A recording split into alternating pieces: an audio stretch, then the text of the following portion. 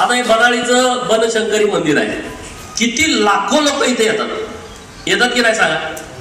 हा, काय या सगळ्या अगोदरच्या लोकांनी काय इथं डेव्हलपमेंट केली सांगा? सरकार म्हणून, लोकप्रतिनिधी म्हणून.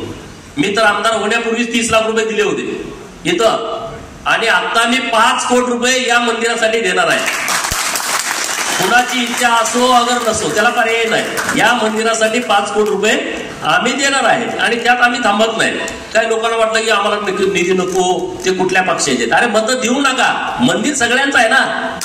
मंदिर सगळ्यांचं आहे, मंदिर हे सगळ्यांच्यासाठी आहे.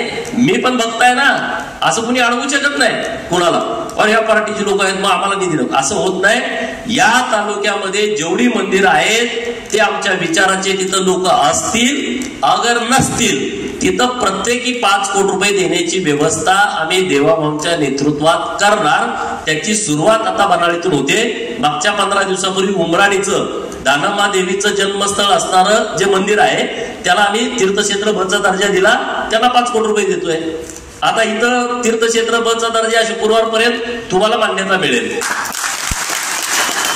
आज आणि 4 प्रस्ताव मी मंत्रालयात संध्याकाळपर्यंत पोच करतोय. मी तर इथं बोलत असलो तर आमची लोक आता कामात आहेत, ते प्रस्ताव घेऊन संध्याकाळपर्यंत पोच करतील. ते प्रस्ताव जर संध्याकाळपर्यंत पोच झाले तरी शुक्रवारी ते पण 5 प्रस्ताव तीर्थक्षेत्र ब मध्ये आमचे समावेश होतील.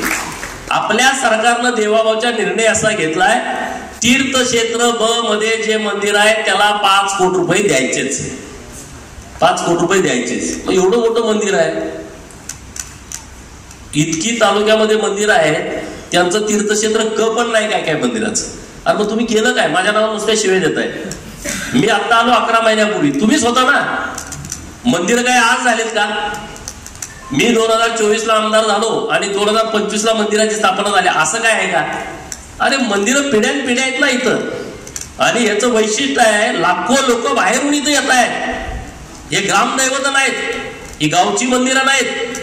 महाराष्ट्रातून कर्नाटकातून लाखो लोक दरवर्षी या मंदिरामध्ये दर्शनासाठी येतात. याची जबाबदारी लोकप्रतिनिधींची होती ना.